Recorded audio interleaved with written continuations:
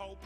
Dainty Debbies will call you a dope, but the poet of them all, who will start 'em simply raving, is the poet people call the Bard of Stratford-on-Avon. Brush up your Shakespeare, start quoting him now. Brush up your Shakespeare, and the women you will wow. Just declaim a few lines from Otella, and they'll think you're a hell of a fella. If your blonde won't respond when you flatter her, tell her what Tony told Cleopatra. If she fights when her clothes you are mussing, what are clothes much ado about nothing? Brush up your Shakespeare, and they'll all kow.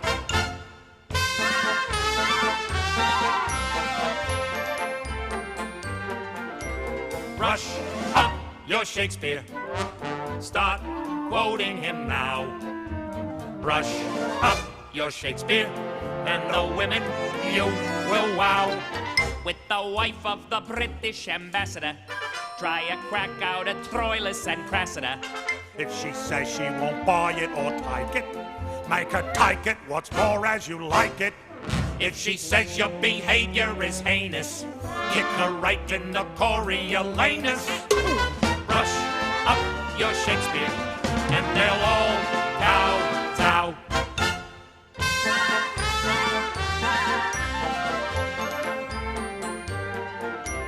Brush up your Shakespeare, start quoting him now. Brush up your Shakespeare, and the women you will wow. If you can't be a ham and do Hamlet, they will not give a damn or a damlet. Just recite an occasional sonnet, and your lap will have honey upon it. When your baby is pleading for pleasure, let her sample your measure for measure. Woo! Brush up your Shakespeare, and they'll all kow-tow. Forsooth, and they'll all kow-tow. E-faith, and they'll all kow-tow.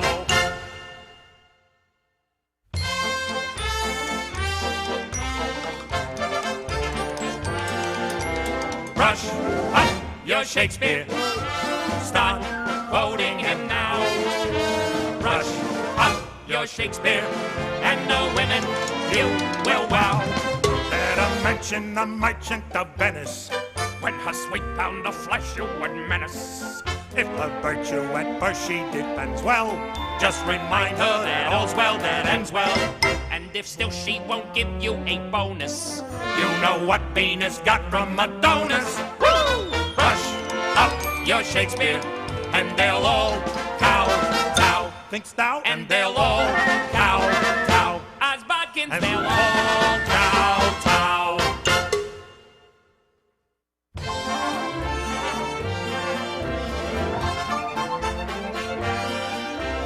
Brush up your Shakespeare, start quoting him now.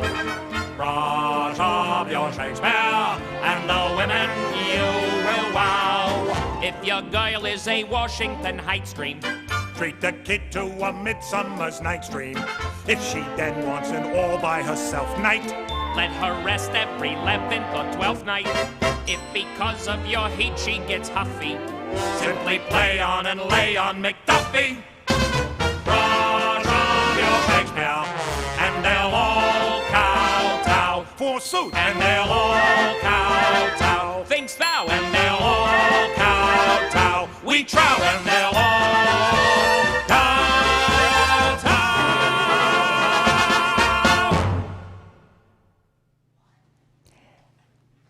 Good evening, and welcome to the headquarters of the Summit Lighthouse in beautiful Montana. My name is Carol Brenner, and I'm here to talk to you about the Shakespeare plays. Who wrote them? Something about the controversy, why there's a controversy, and why it's so important for us to study the Shakespeare plays. I have a bachelor's and a master's in English literature. And for the past 40 years, it has been my passion to share the teachings of the Shakespeare plays with young people and adults alike. The controversy is quite fascinating, and there are many people who believe that William Shakespeare is not the true author. Sounds like a mystery, doesn't it? This playwright, William Shakespeare, is not just another dead white male author. No, he is the greatest dramatist of all time. Known as William Shakespeare, but is that who really wrote the plays. Did you know that in any given 24 hours, dozens of productions of the Shakespeare plays are being performed in the larger cities around the world? And then if you add schools and smaller venues, the number is in the hundreds. Did you also know that famous people through the years have doubted that this man from Stratford-upon-Avon wrote the plays? Yes, authors like Mark Twain, Henry James, a Minnesota congressman named Ignatius Donnelly, even a Supreme Court justice, actors like Mark Rylance and Derek Jacobi, Baconian scholars like Peter Dawkins doubt that the man from Stratford-upon-Avon wrote the Shakespeare plays. You can find out more about the doubters online at a website called Doubt About Will. Now, why the doubt? Why do you think that people are doubting that this man called Shakespeare from Stratford-upon-Avon wrote these plays? Well, I'm going to explain it. And for those of you who might be somewhat unfamiliar with who William Shakespeare is and who this other man is, who I believe wrote the plays, whose name is Francis Bacon, let's look at these two men right now. Let's get their portraits up. So the man on the left is Francis Bacon. Francis Bacon was the most prolific writer during the Elizabethan age. He wrote many, many books. Books like Advancement of Learning, The New Atlantis, Novum Organum, and many essays. Also, the wisdom of the ancients. On the other hand, this man on the right, who you see on the right-hand side of your screen, I mean, if you look at that portrait, he looks somewhat like a bobblehead. It almost looks like he has no neck. And this man could not even sign his name legibly. Do we have that slide with the signatures? Now, I want you to know, this is not just more fake news. This is a true mystery, and I am going to be helping to expose the truth. Thank God we have Facebook to help this, because back then, there wasn't any of these online platforms to help get the word out. So, can we get that slide up again of the, thank you. So what we see right now are the signatures of the man known as William Shakespeare, but in fact, there's no record of a William Shakespeare living in Stratford-upon-Avon during that time. There was a man named Shakespeare, or Shakespeare, spelled S-A-X-X-S-P-U-R.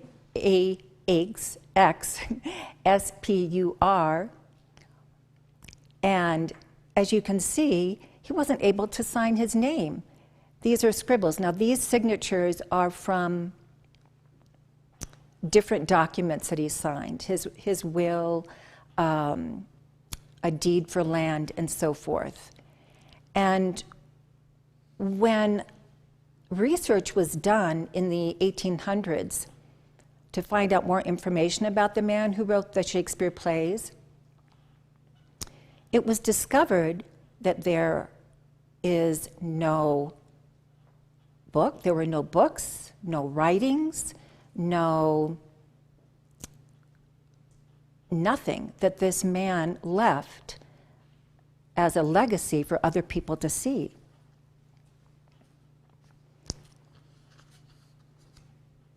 So let's take a look at the picture of William Shakespeare where he has his hands on the pillow. Do we have that? No, you'll have to describe it. Oh, okay. All right. We don't have that one with a feather? All right. Okay, so I guess we don't have that one. We'll get that one next time. All right. So those of you who are somewhat familiar with William Shakespeare have probably seen a couple of different photos, and I do have some things here in this book which might help. All right, here it is. All right, so I can show you this. This is a picture of William Shakespeare. This is one of the first portraits. This up here? Okay. Okay, that's good. Thank God for my Facebook Live media team. All right, so this is a portrait of William Shakespeare, and his hands are on the pillow. He doesn't have a writing instrument in his hand. He's not writing on a hard surface, and this is supposed to be the man that wrote the plays. So it's as if this picture is trying to tell us something, trying to let us know that while the plays are attributed to William Shakespeare, perhaps he was not the true author. All right, let's take a look at the portrait of, oh, here it is. Can we show that? Yeah. Okay.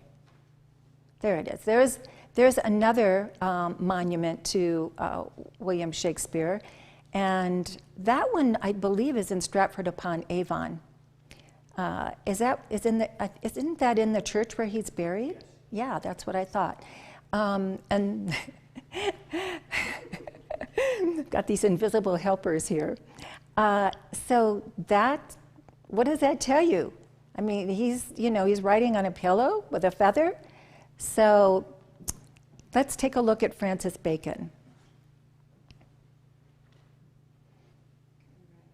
Okay, so this is Sir Francis Bacon, and again, this is the man who, the most prolific writer of that time.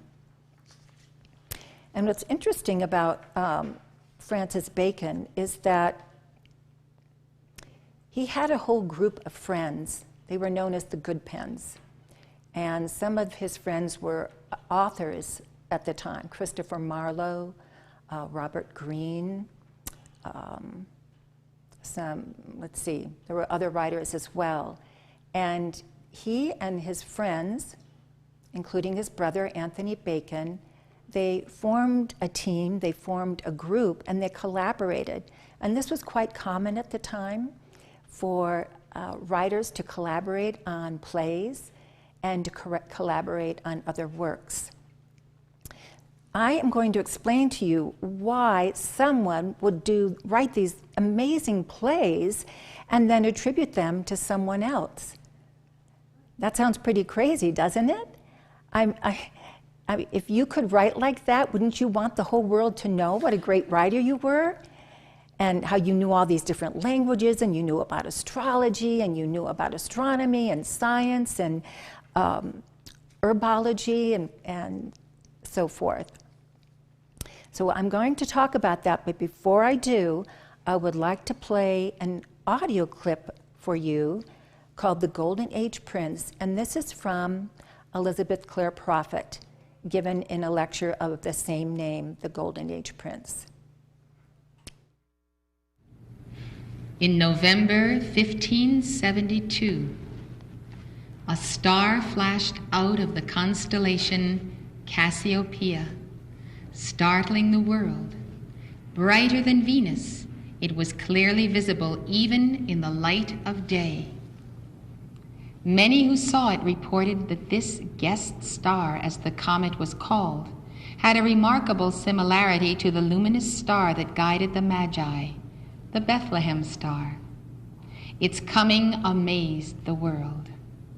But while astronomers were baffled by its appearance, the great Swiss mystic physician Paracelsus had prophesied the coming of the special star more than a century earlier, calling it a harbinger of a great renovation of society. "There is nothing concealed that will not be revealed," he said. "The comet will announce the presence of a marvelous being who as yet lives not, but who will reveal many things. This marvelous being would be a master of all arts and would come bringing 3 treasures for mankind, gifts that would change the face of the world." This prophecy by Paracelsus, delivered in the 15th century, foretelling a renovation of society, came at an unlikely time, for even into the 16th century, men neither knew nor desired to know more than was to be learned from Aristotle, a strange thing at any time. Learning had practically come to a standstill, and scientific experimentation was virtually non-existent, except in the alchemical laboratories of the mystics. But with the sudden appearance of the comet in Cassiopeia in 1572, Europe exploded with geniuses. Historian Alfred North Whitehead, in his book Science and the Modern World, has referred to a ferment of ideas which were initiated with the sudden intellectual revolution of the 16th century, which he says bequeathed formed systems of thought touching every aspect of human life. It is the one century which consistently and throughout the whole range of human activities provided intellectual genius adequate for the greatness of its occasions. The crowded stage of this 100 years is indicated by the coincidences which mark its literary annals.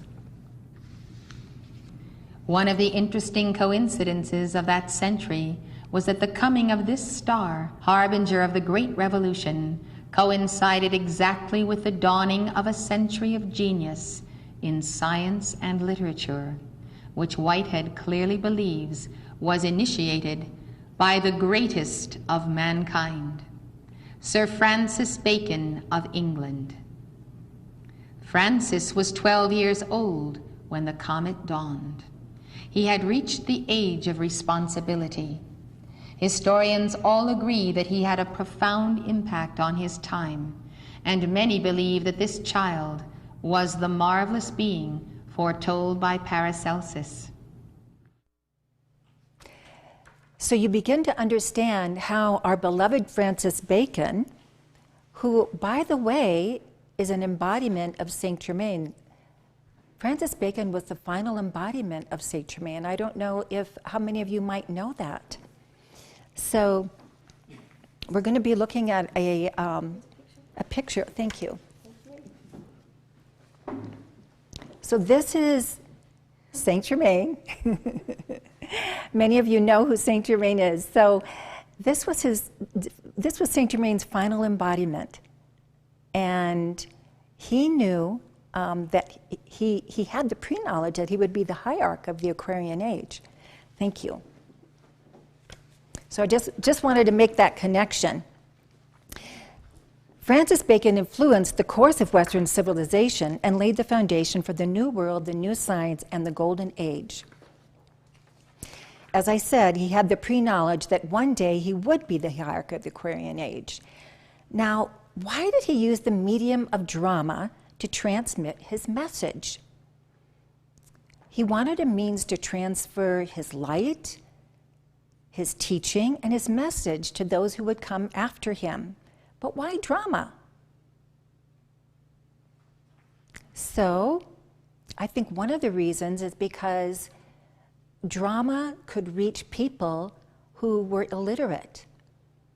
And there were many who could not read and not write at that time. And when these performances occurred at the Globe and other theaters in London, there were groups of people who would stand on the ground, and they were called the groundlings. And these people were the illiterate ones, but they loved the plays, and they'd put their elbows on the stage like this, and they'd be eating peanuts or other kinds of nuts, and they'd break them open and throw them on the ground. And they would laugh so loud at all of the jokes, because if you're familiar with some of the Shakespeare plays, you know that his humor is bawdy. He wasn't afraid about talking about body parts and human interactions and things that probably most Brits would find somewhat distasteful at this time. But he was very earthy, and so people could really relate to him and relate to the plays, because Francis Bacon wrote about the everyday person. For example, let's take a character like Falstaff from The Merry Wives of Windsor, and also from King Henry V. And probably most of you know who Falstaff is. He's a big, fat man who gets drunk. And, Francis Bacon created this character, and he was very funny, and he was an example of maybe what not to do. And the plays are very good for learning about what works and what doesn't work. But again, getting back to the drama, and why he chose drama, and where does drama come from? So drama, what's wonderful about drama, it's not, like as I said, you're not just reading a book, and many people could not read back then, but you're actually acting out on the stage of life, which is what we do. We are actors on the stage of life.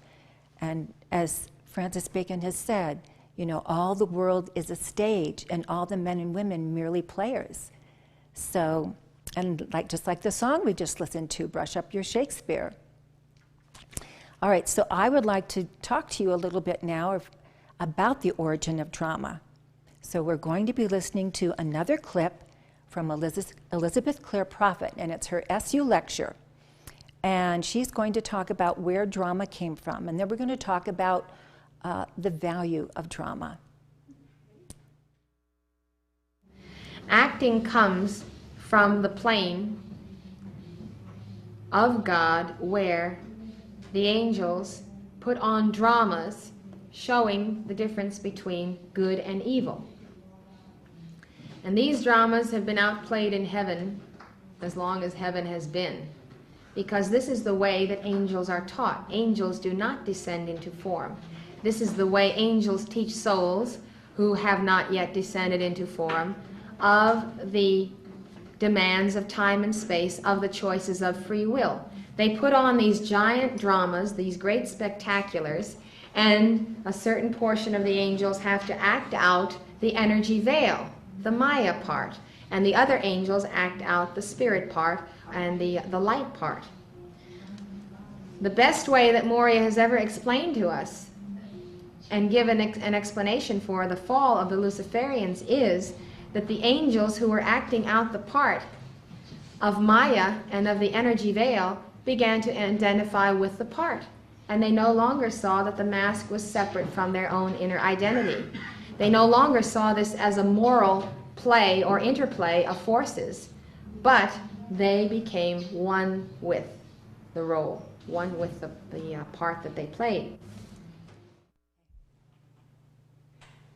So what can we learn from this story about the origin of drama and how the angels were performing these great dramas in the heaven world, in the etheric octave, to teach souls about the interactions of light and darkness on the world stage? And this is how some of the angels fell. And we know that there are fallen angels. And I think what we want to learn from this is that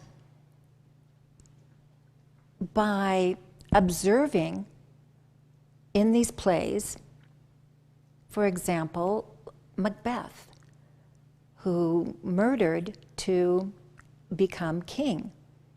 That's not such a great idea, because he ended up being killed too, and he lost his wife, and he ended up a very unhappy man.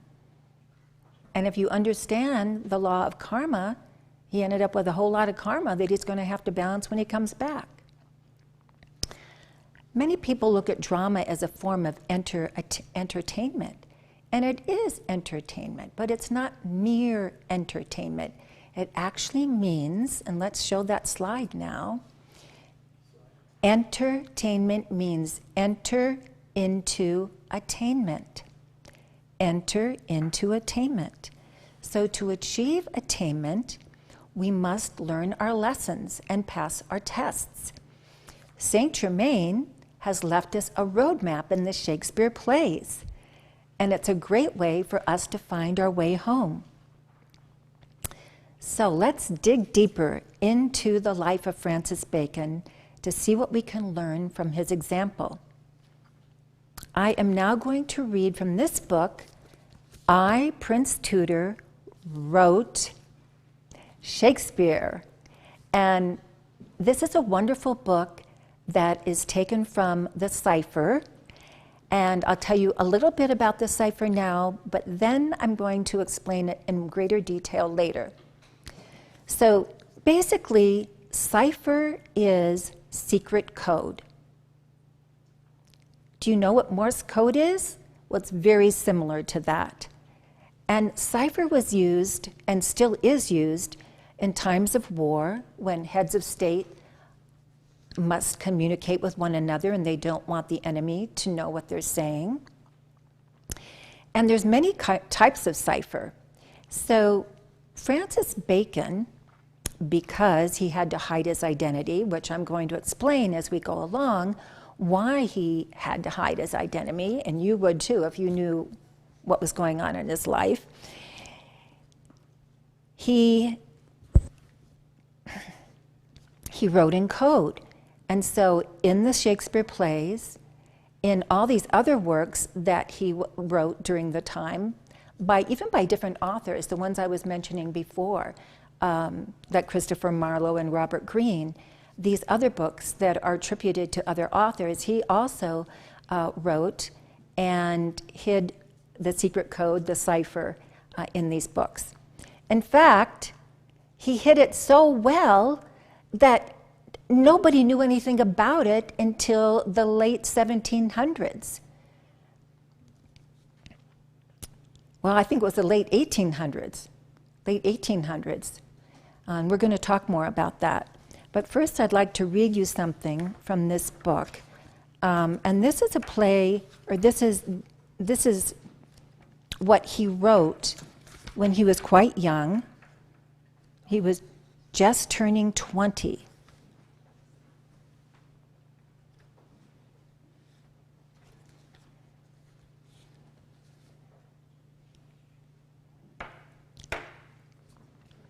So he says, now remember, these are his words that were found as cipher, as code, in the Shakespeare plays and other works of the time. At 20, I was subdued to their yoke. My mother learned that I wrote Hamlet, Prince of Denmark, and then I was lost. So what's happening here is that he's rehearsing the play Hamlet with his friends. And his father, who is Lord Leicester, sees him rehearsing the play, spies on him, watches, and is very upset. And this is what he says. This is what Francis Bacon says. My father leaves me and, stirred with rage, goes to the Queen, my mother, and tells her I played with the idle company and that I became the philosopher to fool my friends.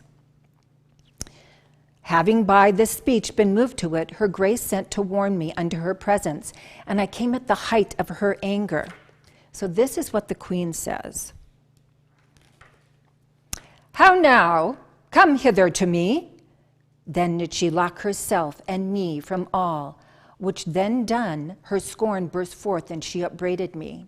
So the queen is very upset with her son. And I know I'm getting a little bit ahead of myself here because I haven't really explained to you his parentage. So let me just explain. So Francis Bacon is the first son of Queen Elizabeth and Lord Leicester. So I'm going to stop for a minute and just kind of just explain this so you understand it better. Queen Elizabeth was locked in the Tower when she was a teenager. And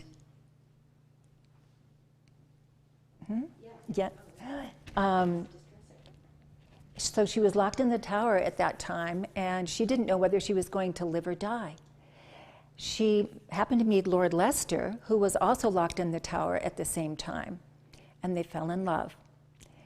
And they were secretly married by a priest during that time. Well, she got out of the Tower and she became queen. And Lord Leicester, being somewhat power hungry, he had the intention of becoming the king. He was hoping that he would become the king. And so he influenced her to have another ceremony after she became the queen. And so again, they had another secret ceremony at Windsor at that time. And not too many people knew about this, but Nicholas Bacon, who was Francis Bacon's foster father, was there. And so this wedding occurred, and when this wedding occurred, she was pregnant with Francis. She was 4 months pregnant with Francis. So when Francis was born, she wasn't too thrilled about this. I mean, you can imagine Queen Elizabeth, the Virgin Queen. She had this brand, this image, and this brand and this image made her very powerful. And her subjects really looked up to her. So she wasn't too thrilled about having a child. And it's just by the grace of God and by the grace of Anne Bacon, who was the lady in waiting for Elizabeth, that Francis lived. Because it's possible that the queen would have seen to it that he didn't live. So Anne Bacon took the child home. She had recently miscarried. And she took the child home and raised this child as if he were her own son. And Francis really, he believed that he was the son of Nicholas and Anne Bacon until he was about 15 years old, when he found out in a very dramatic, catastrophic way, and an unloving way, in a cruel way from his own mother, that he was actually her son. And that's another level to the story. But so it was very difficult for Francis during his entire lifetime to be recognized. He was never publicly recognized as the son of Queen Elizabeth or the true heir to the throne, which was extremely distressing for him because he knew that he had the attainment, he knew that he had the wisdom and the intelligence and the desire to lead England. So what did he do? He wrote plays like Hamlet. And as I said, this play Hamlet was written when, right before he turned 20. And so now we're going back to the cipher story, which is his story.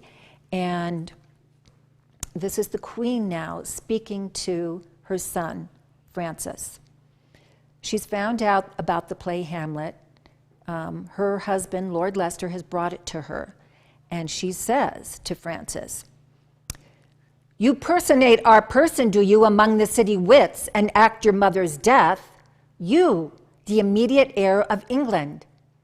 For let the world take note, you are the most immediate to our throne, and with no less nobility our chiefest courtier and our son." Then she says, "Oh, by strangling you, my son, I might have had some surety in the present. You came on earth to make the earth my hell." So you can imagine how Francis feels.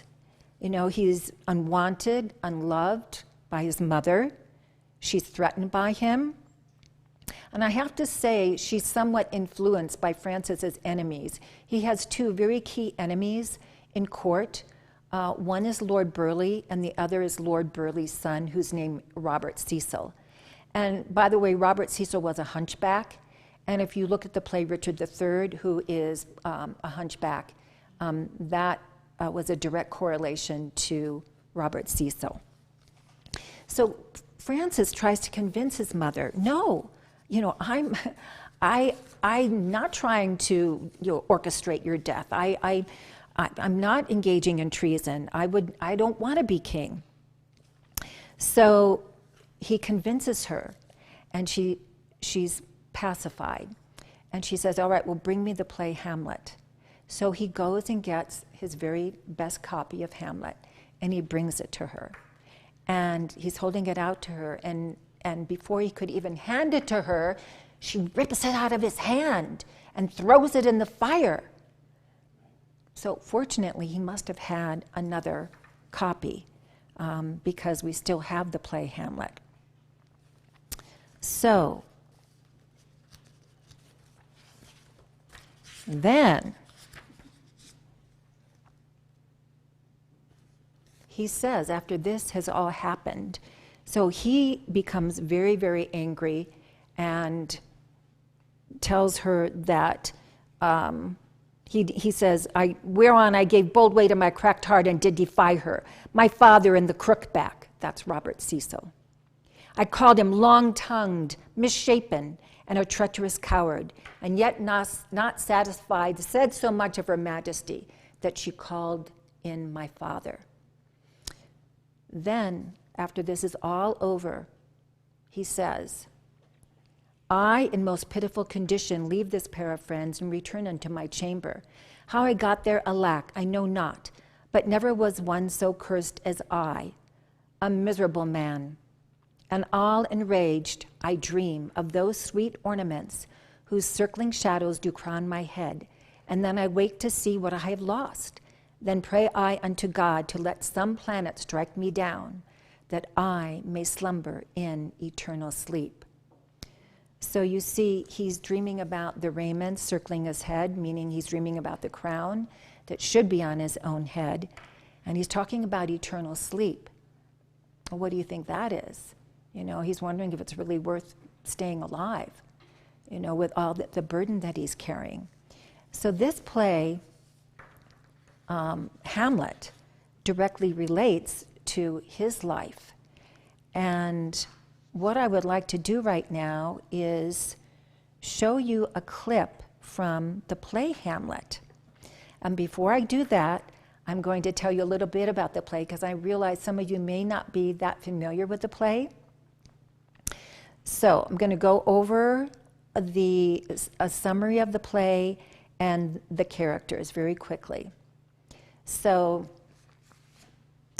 this is, by the way, this is a great book for children called Shakespeare Can Be Fun. Can be fun. Can be fun. Believe me, it can be fun.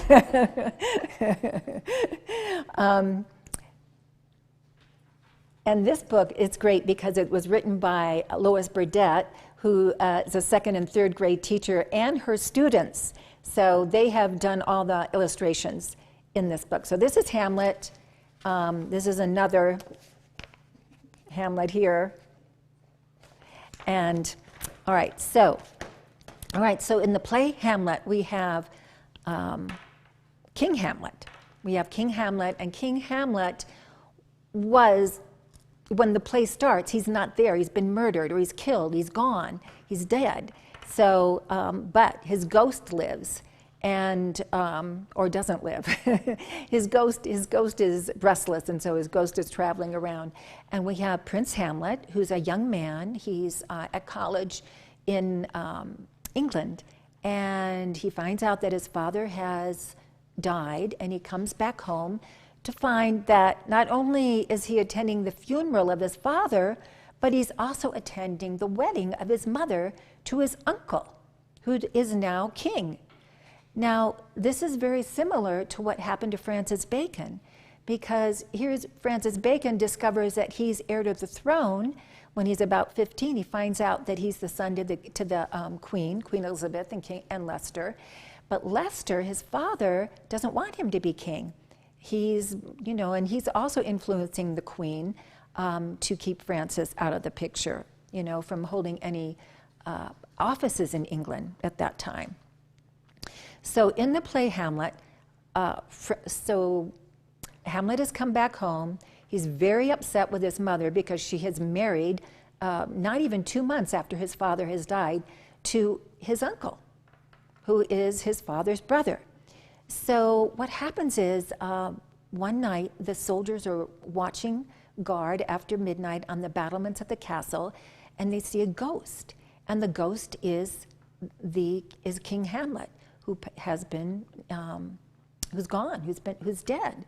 And the ghost doesn't speak, but he's very restless and he's beckoning to them. Well, they tell Prince Hamlet, and then the next night, Prince Hamlet watches, and the ghost speaks to him, and he says, the ghost says, "I am your father's spirit, and I have basically been damned to walk,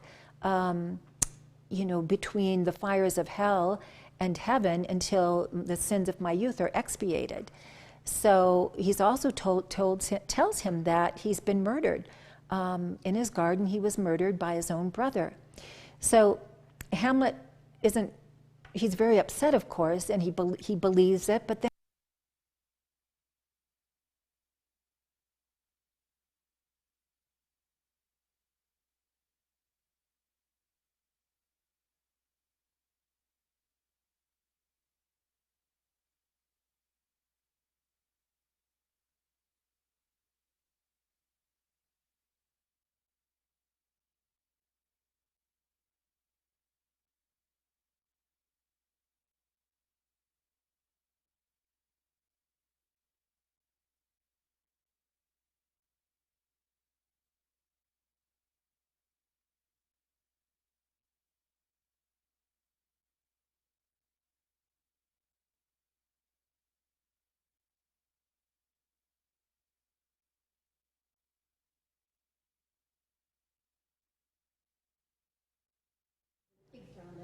get to what?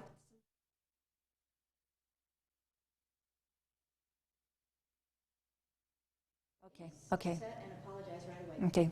So sorry, we had some technical difficulties. Oh, so sorry, we had some technical difficulties here in Montana, but we're back on the air right now.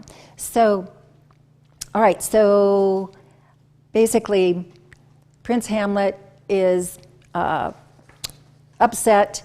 He doesn't know what to believe. He's very angry at his mother. So, what I would like to do right now is to show you the video clip from Laurence Olivier's To Be or Not to Be speech.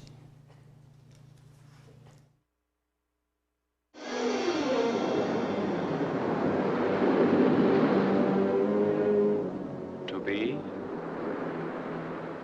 or not to be? That is the question.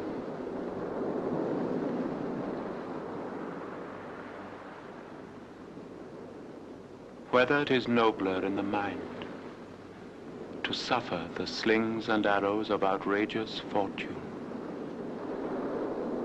or to take arms against a sea of troubles, and by opposing, end them. To die, to sleep no more. And by a sleep, to say we end the heartache and the 1,000 natural shocks that flesh is heir to. 'Tis a consummation devoutly to be wished, to die, to sleep, to sleep. A chance to dream. Aye, there's the rub. For in that sleep of death, what dreams may come when we have shuffled off this mortal coil must give us pause. There's the respect that makes calamity of so long life. For who would bear the whips and scorns of time, the oppressor's wrong, the proud man's contumely, the pangs of despised love, the law's delays, the insolence of office, and the spurns that patient merit of the unworthy takes, when he himself might his quietus make with a bare bodkin? Who would fardels bear, to grunt and sweat under a weary life, but that the dread of something after death, the undiscovered country from whose bourne no traveler returns, puzzles the will,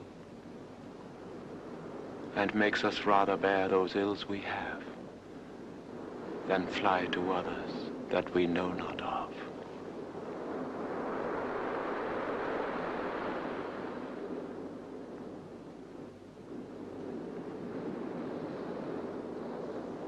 Thus conscience doth make cowards of us all.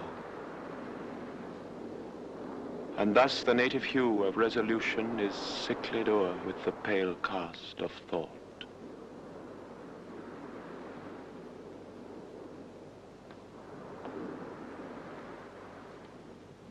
And enterprises of great pith and moment, with this regard their currents turn awry, and lose the name of action.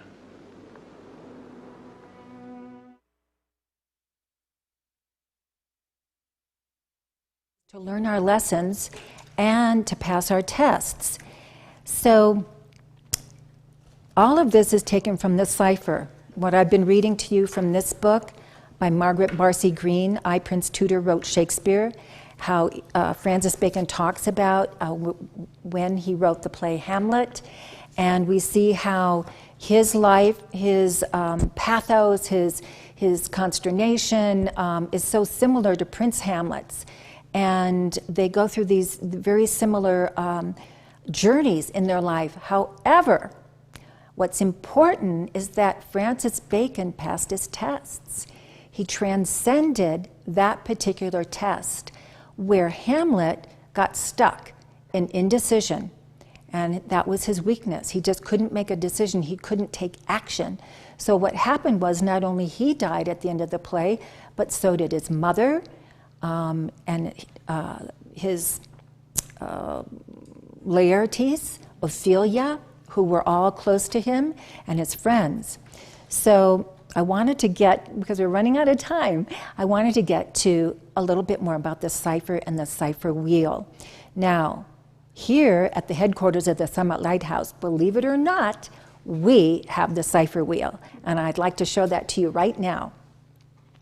This is what the cipher wheel looks like, and what you see here on this wheel are pages from the Shakespeare play. Now, the first folio, if you took went out and bought the complete works of William Shakespeare and did that, it wouldn't work. But this is the first folio published in 1623.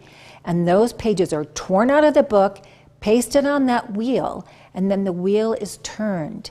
And by turning the wheel, each page can be marked up and correlations can be made between different pages. Now, I would like to show the other slide of the Jew of Malta, where we have that marked up page. Do we have that one? Okay, here's another picture of the cipher wheel. You can kind of see this is actual photograph that we took recently, a few years ago. And there it is. Okay, now this is from the Jew of Malta, which doesn't have Francis Bacon's name on it as the author, another author, but he did write this. And you can see a little bit how it's marked up. Now I want to tell you, while you're looking at this, there are two different types of cipher. The first cipher that was discovered by Dr. Orville Owens, and you can find out all about this cipher. Okay, let's do this. Okay, right, you can find all about this cipher in this book, The Shakespeare Code. And this book you can buy at our online bookstore. And right now, for the next 2 weeks, you can get 40% off this book and any book that you order from our TSL bookstore. And the code for that is TSL Joy. So in this book, you will find out about everything that I've been telling you in greater detail. Dr. Orville Owen is the one that discovered the word cipher in the late 1800s. And then after that, one of his assistants named Elizabeth Gallup Wells discovered the biliteral cipher. And the biliteral cipher is actually what is in this book right here. The story of Francis Bacon's life is taken from the biliteral cipher. Can you get the title of that book? Somebody is asking for the exact title. The title of this book is I, Prince Tudor, Wrote Shakespeare. And the author is Margaret Barsi, B-A-R-S-I, hyphen, Green, G-R-E-E-N-E.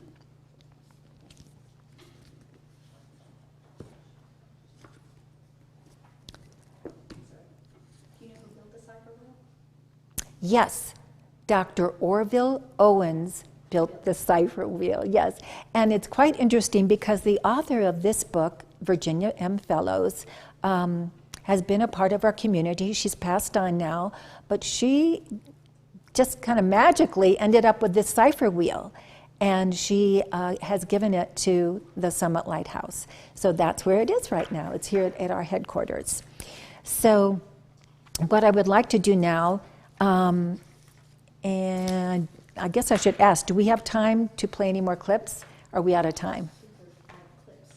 Okay, all right. Okay, so what I just quickly like to say, then I'm going to read just a quick summary of a clip that we don't have.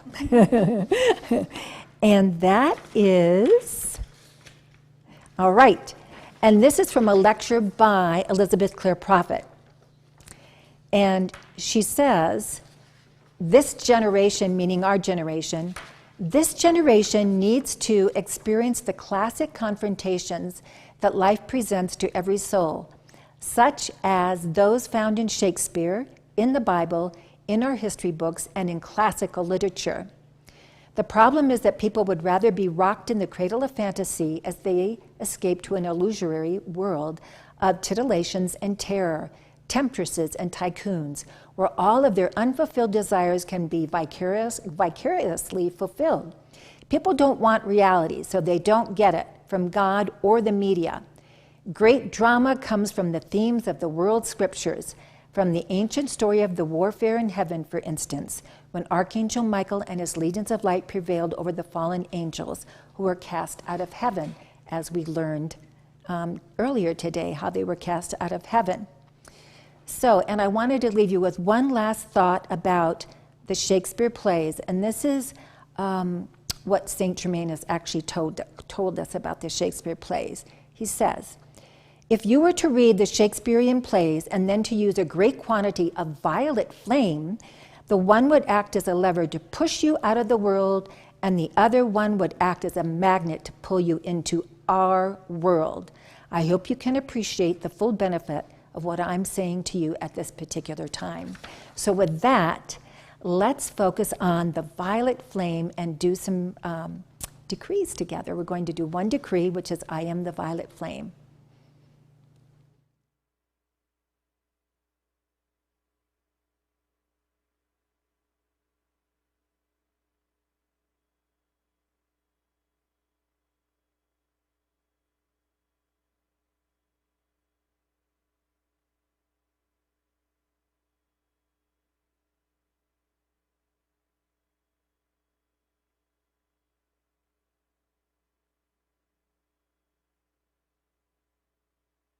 I am the violet flame in action in me now. I am the violet flame, the light alone I know. I am the violet flame in mighty coming power. I am the light of God shining every hour. I am the violet flame blazing like the sun. I am the clear power being everyone.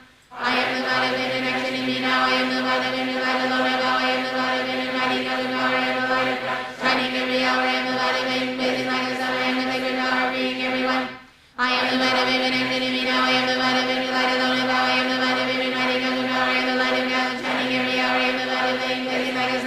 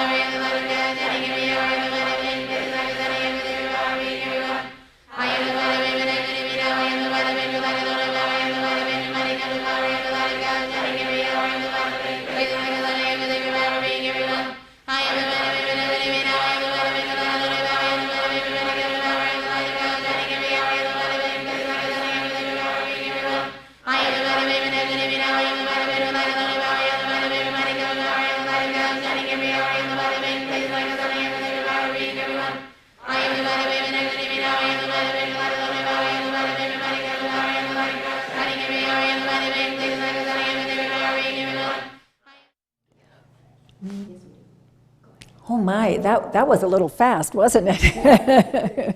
we don't always do it that fast. There's a great short mantra that you can say, I am a being of violet fire, I am the purity God desires.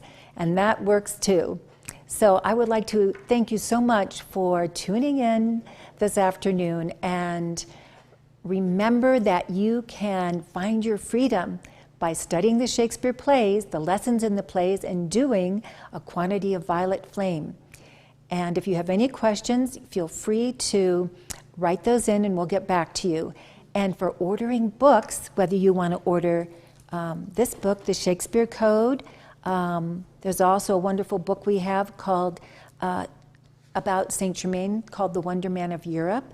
We have that book as well, or any of our books. Go to this website, spiritualbooks@summitlighthouse.org, and you can get 40% off everything until December 1st, and the code is TSL Joy. And I'm looking forward to seeing you again, because there is so much to this topic, and we've only barely scratched the surface. So I hope you will tune in again, and I would love to hear your comments. Thank you.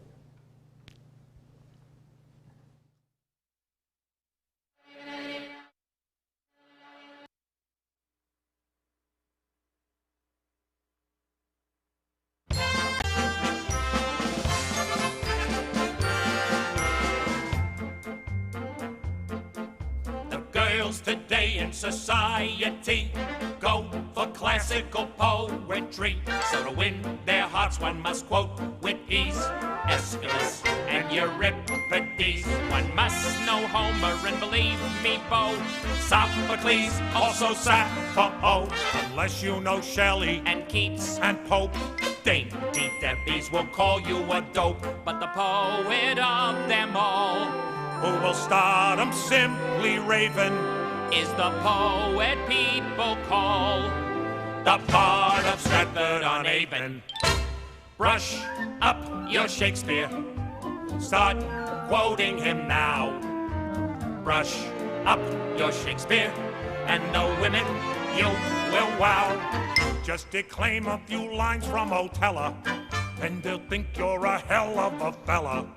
If your blonde won't respond when you flatter her, tell her what Tony told Cleopatra. If she fights when her clothes you are mussing, what are clothes much ado about nothing? Brush up your Shakespeare, and they'll all bow.